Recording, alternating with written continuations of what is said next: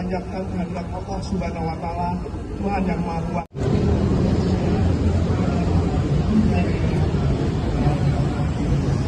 Berbahagia ini dihadiri langsung oleh Bapak Gubernur Provinsi DKI Jakarta.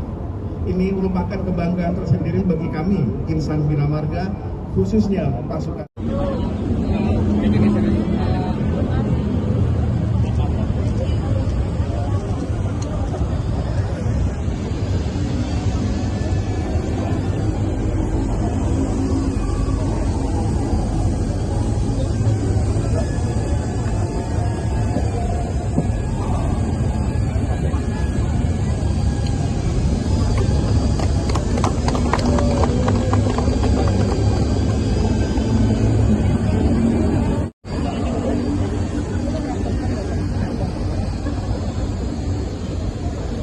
Assalamualaikum warahmatullahi wabarakatuh.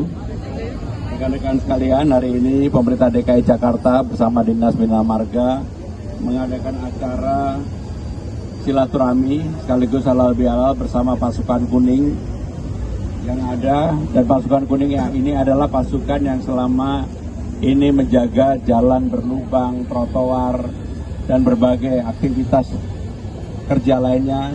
Mereka lah yang bertanggung jawab. Dan mereka lah yang selama ini sering mendapatkan kritik, saran, masukan dari berbagai elemen masyarakat yang ada di DKI Jakarta. Saya memang sengaja ingin memberikan apresiasi atas kerja keras yang mereka lakukan, dan menurut saya mereka pantas untuk mendapatkan apresiasi itu.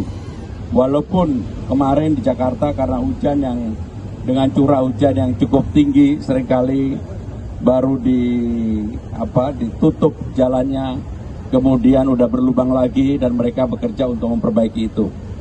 Sehingga dengan demikian hari ini halal bihalal bersama dengan asisten pembangunan dan juga dengan Kepala Dinas Bina Marga, dan mudah-mudahan ini menyemangati untuk bekerja ke depannya. Kalau ada pertanyaan, dipakai konkret atau udah? Iya, tentunya untuk jalan berlubang, kami tindak lanjutnya, TL-nya itu lihat kondisi jalannya. Kalau jalan itu yang berlubang aspal, kita akan menggunakan cold mix. Tapi kalau jalan yang rusak itu beton, kita akan menggunakan semen cepat kering. Ya. Itu. Kemudian untuk tindakan permainannya, ini sedang kami persiapkan. Mudah-mudahan bisa segera jalan. Saudara-saudara sekalian, untuk PJLP Bina Marga, tentunya kebutuhannya yang tahu adalah Dinas Bina Marga. Dan karena memang di lapangan kemarin pengalaman yang ada, seringkali kekurangan, tentunya saya akan memberikan kuota kalau memang Bina Marga akan mengajukan untuk PJLP khusus untuk Bina Marga, karena memang dibutuhkan. Ya, terima kasih. Untuk jalan berlubang memang cukup banyak yang sudah kita tangani ya.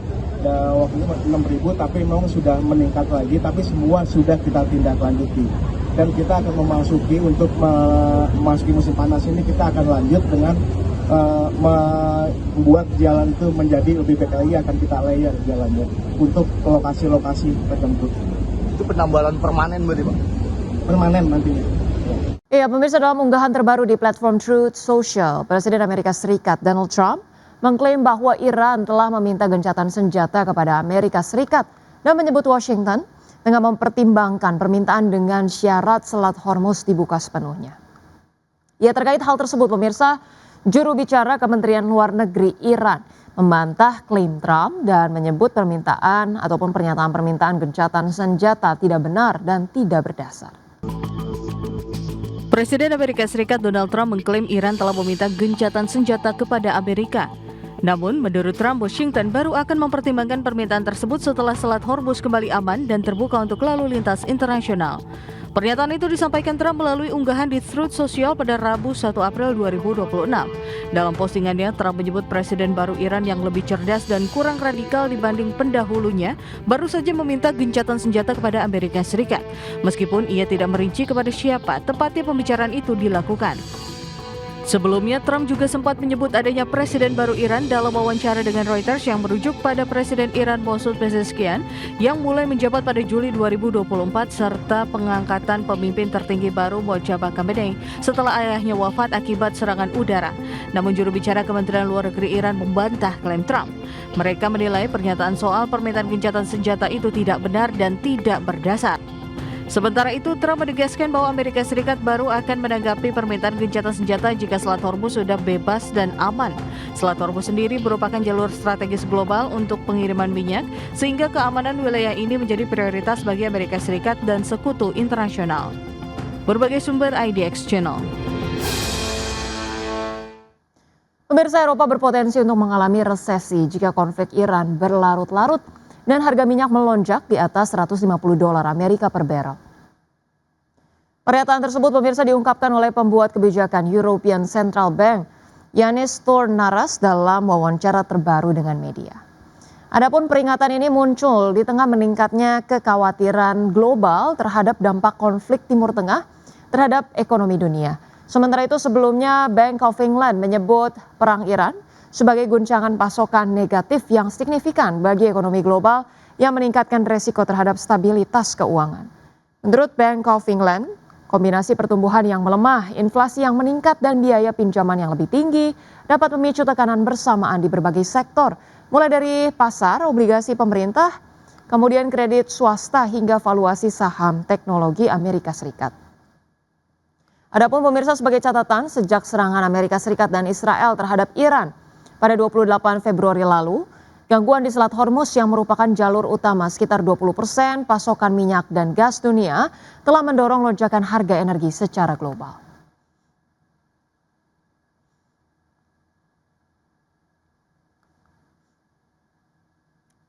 Ya, selanjutnya pemirsa, dari pergerakan bursa global.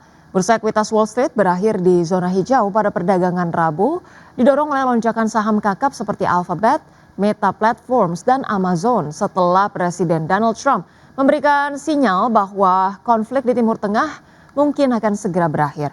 Trump menyatakan bahwa Amerika Serikat akan keluar dari Iran cukup cepat dan dapat kembali melakukan serangan terbatas jika diperlukan. Pada penutupan perdagangan Rabu, pemirsa, indeks S&P 500 ditutup naik 0,72% ke level 7.579, indeks Nasdaq Composite melonjak 1,16% ke posisi 21.840 dan indeks Dow Jones Industrial Average meningkat 0,48% ke level 46.565. Sementara itu pemirsa, bursa ekuitas Eropa memperpanjang rally pada perdagangan Rabu dengan indeks Stoxx 600 mencatatkan kenaikan 3 hari terbesar dalam hampir 1 tahun terakhir. Lonjakan ini dipicu oleh pernyataan Presiden Amerika Serikat Donald Trump yang menyebut Washington akan segera keluar dari Iran. Indeks Stoxx 600 ditutup melesat 2,5% ke level 597,69. Indeks DAX Jerman melompat 2,73% ke posisi 23.298 dan indeks FTSE 100 Inggris melonjak 1,85% ke posisi 10.364. Terima kasih Anda masih bergabung sama kami. Pemirsa, PT Wismila Kinti Makmur Tbk membukukan laba bersih tahun berjalan 2025 sebesar 411,21 miliar rupiah atau melonjak 40,35% secara tahunan. Ya, capaian positif tersebut selaras dengan tumbuhnya penjualan perseroan terutama di pasar domestik. Emiten rokok PT Wismila Kinti Makmur Tbk membukukan laba bersih tahun berjalan 2025 sebesar 419,21 miliar rupiah. Angka itu tumbuh 40,35% secara tahunan. Kinerja APIK ini selaras dengan penjualan perseroan yang tumbuh positif terutama di pasar domestik. Melansir laporan keuangan 2025, perseroan membukukan pertumbuhan penjualan neto 34,33% menjadi 6,38 triliun rupiah. Sebesar 98,62% penjualan didapat dari pasar domestik sebesar 6,35 triliun rupiah atau meningkat 35,63%. Sedangkan penjualan untuk pasar ekspor terpangkas 58,59% menjadi 27,17 miliar tahun lalu. Di sisi lain, beban pokok penjualan tercatat sebesar 4,97 triliun rupiah. Angka ini naik 35,21% year on year. Komponen terbesar dari beban pokok penjualan disumbang oleh pemakaian pita cukai sebesar 2,79 triliun rupiah atau naik 40,94%. Porsi kedua adalah bahan baku dan pembantu yang nilainya naik 31,76% menjadi 1,79 triliun rupiah. Kedua pos ini berkontribusi masing-masing 56,11% dan 35,94% dari total beban pokok penjualan. Berbagai sumber IDX Channel. Emiten farmasi PT Merck Tbk mampu mencatatkan laba tahun berjalan sebesar 243,8 miliar rupiah pada tahun 2025 atau melonjak 58,9% secara tahunan. Berdasarkan laporan keuangan, laba tahun berjalan tersebut meningkat dari realisasi 2024 yang hanya sebesar 193,46 miliar rupiah. Meski demikian, lonjakan pertumbuhan laba tahun berjalan tersebut ternyata tidak diiringi dengan kenaikan penjualan yang signifikan. Perseroan hanya membukukan penjualan sebesar 1,2 triliun rupiah pada tahun 2025, naik 15,8% dari capaian tahun 2024. Dan kinerja ini ditopang peningkatan penjualan domestik yang mencapai 918,6 miliar rupiah, serta ekspor senilai 282 miliar rupiah.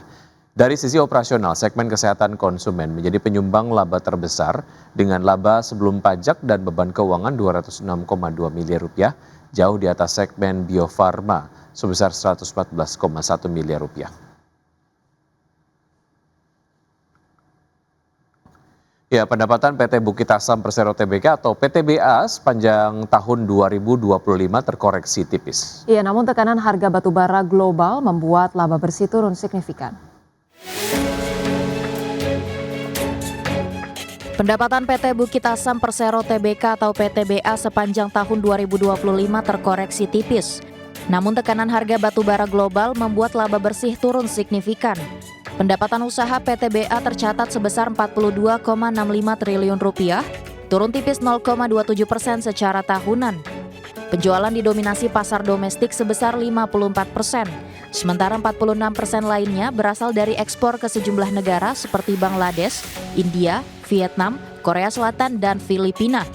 Meski demikian, laba bersih turun dalam menjadi 2,93 triliun rupiah atau merosot 42,55%. Dari sisi operasional, kinerja perusahaan masih menunjukkan pertumbuhan positif. Volume penjualan meningkat 6% menjadi 45,42 juta ton. Namun penurunan harga batubara global seperti Newcastle Index yang turun 22% menekan harga jual rata-rata yang turun 6%. Di sisi lain, beban pokok pendapatan naik 5% seiring peningkatan produksi dan angkutan. Kenaikan biaya operasional juga dipengaruhi kebijakan energi, termasuk penggunaan biodiesel B40 yang mendorong kenaikan harga BBM hingga 13%. Kedepan, PTBA menargetkan produksi hampir 50 juta ton dengan belanja modal 3,64 triliun rupiah. Perusahaan optimistis dapat menjaga kinerja melalui efisiensi dan strategi pasar yang adaptif. Berbagai sumber IDX Channel.